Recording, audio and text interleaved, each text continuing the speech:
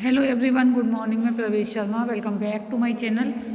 आज का हमारा टॉपिक है काव्य शिक्षण, टीचिंग ऑफ पोइट्री। भारत में वैदिक काल से आज तक कविता या पद या काव्य को परिभाषित करने के प्रयास होते रहे हैं, किंतु कोई भी सर्वमान्य परिभाषा स्थापित नहीं की जा सकी है। कामातुर किरौंच पक्षी के जोड़े में नर को व्याघ्र द्वारा आहत किए जाने पर मादा के मर्माहत विलाप से कवि वाल्मीकि का हृदय इतना अधिक द्रवित हो उठा कि उनके मुख से जो शब्द प्राय स्फुटित हुए उसे प्रथम कविता का श्रेय प्राप्त है। वे शब्द कौन से हैं, आइए देखते हैं। वे शब्द हैं मान्यशाद प्रतिष्ठाम तम गमः शाश्वती समः यत किरौंच मिथुनादेक बधि काम मोहितम। इस प्रकार भावों की अभिव्यक्ति कविता का मूल मानी जाती है। इस संबंध में कुछ परिभाषाएं हैं जिनको देखना उचित रहता है। कविवर विश्वनाथ प्रसाद कहते हैं, विश्वनाथ जी कहते हैं कि वाक्यम रसात्मकम काव्यम, अर्थात रस से युक्त वाक्य काव्य है। पंडित जगन्नाथ का मत है रमणीय अर्थ का प्रतिपादन करने वाला शब्द ही काव्य है। आचार्य मम्मट इस विषय में कहते हैं तद दोषो शब्दार्थो सगुणावलंकृति ही पुनः क्वापि, अर्थात दोष रहित गुण सहित प्राय अलंकृत किंतु कभी कभी अनलंकृत शब्द और अर्थ को काव्य कहते हैं। आचार्य कुंतक का इस विषय में विचार है कि वक्रोक्ति काव्य जीवितम, अर्थात वक्रोक्ति ही काव्य का प्राण है। इस प्रकार किसी ने भाव तो किसी ने रस या अलंकार या वक्रोक्ति, रीति, ध्वनि, गुण को ही काव्य माना है। वस्तुतः काव्य इन सब का सम्मिलित रूप माना जा सकता है। ये सभी काव्य के विविध रूप माने जा सकते हैं। इसी के साथ देखेंगे काव्य या पद शिक्षण विधि या विधियाँ। अन्य शिक्षण की तुलना में काव्य शिक्षण के लिए विशिष्ट कला की आवश्यकता होती है, क्योंकि इसका मुख्य उद्देश्य छात्रों को रसानुभूति एवं सौंदर्यानुभूति प्रदान करना होता है। इसीलिए कक्षा में काव्य में वातावरण प्रदान करना चाहिए। उसके पश्चात उनके काव्य का गहन भावधारा के साथ जोड़कर विभिन्न विधियों का प्रयोग करना चाहिए, जिसमें प्रथम विधि हम देख रहे हैं गीत विधि या नाट्य विधि। इसका प्रयोग प्रारंभिक कक्षाओं में उपयुक्त रहता है, या फिर ये विधि प्रारंभिक कक्षाओं में उपयुक्त रहती है, क्योंकि यह एक मनोवैज्ञानिक सत्य है कि किसी कार्य को करने के लिए जितनी इंद्रियों का प्रयोग होगा तो वह उतना ही स्थायी होगा। जैसे हम एग्जाम्पल के रूप में बताते हैं, यदि बालकों को फलों के नाम पढ़ाए जा रहे हैं, पशु या पक्षियों के नाम बताए जा रहे हैं। अब मान लीजिए फलों के नाम में हम सेब के बारे में बच्चे को पढ़ा रहे हैं, तो अगर बच्चे को पढ़ाते समय सेब मुंह से बोलकर बताया जाएगा तो कुछ प्रभावशाली होगा, किंतु अगर सेब दिखाकर उसके बारे में उसे ज्ञान कराया जाएगा तो उससे कुछ कहीं अधिक प्रभावी होगा। और यदि सेब को दिखाकर उसके बारे में बताकर तथा उसको उसका स्वाद देकर यानी कि खिलाकर बच्चों को अगर उसका ज्ञान कराया जाता है तो माना जा सकता है कि बहुत ही ज़्यादा प्रभावी ज्ञान होगा।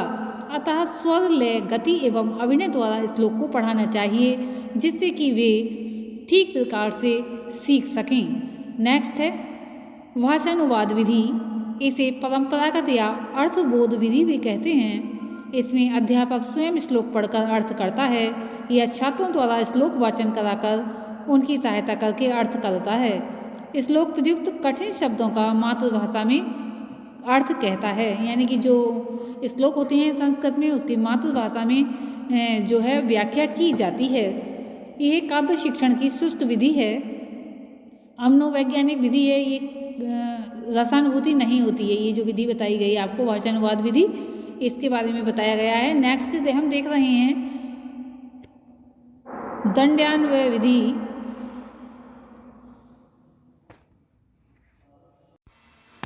दंडान्वय विधि में या कहें इस विधि में अन्वय का विशेष महत्व रहता है। इसमें छात्र स्वयं या शिक्षक की सहायता से सर्वप्रथम कविता के प्रधान वाक्य को खोजता है। सदा अन्वार्थ के लिए कर्ता, क्रिया, कर्म संबंधित प्रश्न करते हैं। इस क्रिया को दंडान्वय कहते हैं। अन्वय बोध में दंडवत एवं दंडवत अन्वय होता है। दंडवत खंडवत चैव विभेदो अन्वय उच्यते। मुख्य वाक्य का अन्वेषण करते या करके आश्रित वाक्यों को प्राप्त करते हैं। इस प्रकार संपूर्ण पद एक वाक्य के रूप में परिवर्तित हो जाता है। यही दंडान्वय है। इस विधि में समस्त कार्य व्याकरण से संबंधित होता है, अतः काव्य में रसादि का बोध नहीं होता है। अतः ये विधि उच्च कक्षाओं के लिए उचित नहीं है। इसे सहायक विधि के रूप में प्रयोग करना उचित रहता है। नेक्स्ट हम देख रहे हैं यहाँ पर व्याख्या विधि। इस विधि में शिक्षक एक एक शब्द की व्याख्या के साथ श्लोक का अर्थ करता है। इसके साथ ही श्लोक की रचना, शैली, कवि, परिचय, प्रसंग, संदर्भ एवं भावार्थ पर विशेष प्रभाव डालता है। किसी श्लोक में ऐतिहासिक घटना या अंत कथा हो तो उसका भी व्याख्यान किया जाता है। जैसे मान लीजिए राम की कथा चल रही है, उसमें शबरी का वृत्तांत आ जाता है, या फिर कोई दूसरे किसी भी पात्र का आ जाता है वर्णन, तो उसकी व्याख्या की जाती है। ये विधि उच्च स्तर के लिए उपयोगी एवं अनिवार्य है, क्योंकि उनका ज्ञान क्षेत्र बढ़ जाता है। इसका प्रयोग जो है उच्च माध्यमिक कक्षाओं में अपेक्षित है। इस विधि से छात्र श्लोक को सम्यक्तया समझ सकते हैं। अब देखेंगे हम खंडान्वय विधि। इस विधि में भी दंडान्वय की भांति अन्वय के लिए सर्वप्रथम प्रधान वाक्य खोजा जाता है। दंडान्वय में प्रश्न तो रहते हैं, किंतु यानी कि दंडान्वय में प्रश्न व्याकरणात्मक होते हैं और खंडान्वय विधि में प्रश्न साहित्यात्मक विषय वस्तु आधारित होते हैं, जिससे छानने में यानी कि ढूंढने में रसानुभूति एवं भावानुभूति होती है तथा काव्य सौंदर्य प्राप्त होता है। नेक्स्ट हम देख रहे हैं भाष्य विधि। इसे व्यास विधि भी कहा जाता है। इसमें शिक्षक कथावचन के समान दृष्टांत या उदाहरण के आधार पर स्पष्ट करता है। इसमें प्रत्येक पद का भाव भाषा की दृष्टि से विचार करके शिक्षक शब्द के महत्व, शब्दांतर प्रयोग में अर्थदोष, माधुर्य, वाक्य विन्यास पर पड़ने वाले प्रभावों का संकेत देता है। भाव और उनके दृष्टांतों यानी कि उदाहरणों की सहायता से ग्रहण कराता है। इसमें शिक्षक सक्रिय तथा छात्र निष्क्रिय रहते हैं। उच्च कक्षाओं के लिए अधिक उपयोगी है। नेक्स्ट हम देख रहे हैं तुलना विधि। इस विधि में शिक्षक प्रस्तुत श्लोक के तत्सम भाव श्लोक की सहायता से तुलना करता है। इस विधि में शिक्षक को अधिक श्रम करना पड़ता है। इससे छात्र की विषय वस्तु के प्रति रुचि अधिक होती है तथा श्लोकार्थ हृदयंगम करने में जो है सामर्थ्य हो जाता है। इसके लिए शिक्षण सहायक या शिक्षण साहित्य का सम्यक ज्ञाता तथा भाषाविद होना चाहिए। इससे छात्र में तर्क निरीक्षण शक्ति विकसित होती है तथा समभाव श्लोक से कविता से तुलना करने की शक्ति भी उत्पन्न होती है। नेक्स्ट पॉइंट में हम देख रहे हैं समीक्षा विधि। इस विधि में कवि प्रतिपादित जीवन दर्शन के साथ छात्र को जोड़ा जाता है। इससे उसकी भाषा शैली, अलंकार, छंद, कल्पना, विचार एवं भाषा तत्वों का विस्तृत ज्ञान दिया जाता है। समीक्षा से अन्य कवियों के भाषागत विशेषता से तुलना करनी चाहिए। शिक्षक कविता की पृष्ठभूमि की चर्चा करते हुए तत्कालीन राजनीतिक, सामाजिक, आर्थिक, धार्मिक, भौगोलिक, ऐतिहासिक परिस्थितियों पर प्रकाश डालता है। यह विधि उच्च स्तरीय कक्षाओं के लिए बहुत ज़्यादा उपयोगी है। नेक्स्ट हम देखेंगे टीका विधि। संस्कृत विद्वानों द्वारा समस्त संस्कृत प्राचीन ग्रंथों की टीका जो है लिखी जा चुकी हैं, यानी कि संस्कृत विद्वानों द्वारा समस्त संस्कृत साहित्य की प्राचीन ग्रंथों की जो है प्राचीन ग्रंथ जितने भी हैं टीकाएँ लिखी जा चुकी हैं। जैसे मल्लिनाथ कृत टीका विशेष विख्यात है। इस टीका में श्लोक का साहित्य एवं व्याकरण से संबंधित व्याख्या दी गई है तथा प्रसंगानुसार अमरकोश, तुलना प्रयोग, व्युत्पत्ति आदि का प्रयोग किया गया है। नेक्स्ट पॉइंट पर हम देखेंगे काव्य का महत्व। कविता स्वांता सुखाय व मनोविनोद के लिए लिखी जाती है, क्योंकि ऐसा नहीं है कि कक्षाओं में ही काव्य पढ़ाया जा रहा हो। इसका रसास्वादन कोई भी व्यक्ति अपना समय का प्रयोग करने में कर सकता है। कविता का मुख्य प्रयोजन रसोत्पत्ति है। कवि कल्पना लोक से में निमग्न होकर अपने हृदय के अभावों को अभिव्यक्त करके परम आनंद की अनुभूति कराता है। आचार्य मम्मट ने काव्य के 6 प्रयोजन माने हैं। काव्यम यशसे अर्थकृते व्यवहार विदेशे तर्षतये श्रद्धा परिनिर्वर्तये कांता समित्योपदेशयुजे। अर्थात काव्य का प्रयोजन यश, कामना, धन प्राप्ति, व्यवसाय, संसार के व्यवहार का ज्ञान, व्यक्तिगत व सामाजिक अनिष्ट का निवारण, थोड़ी देर के लिए भावानंद होना या पत्नी के समान सदुपदेश देना है।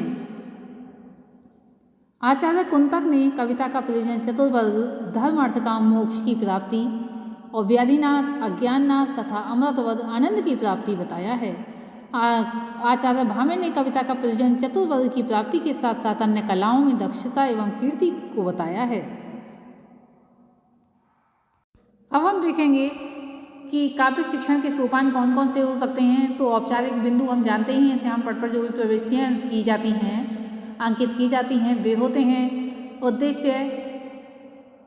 एक तो सामान्य उद्देश्य होते हैं जो विषय से संबंधित होते हैं, और एक विशिष्ट उद्देश्य होते हैं जो कि टॉपिक जो पढ़ाया जाना है उससे संबंधित होती हैं। सहायक सामग्री जो भी पढ़ाने के साथ में प्रयोग की जानी है।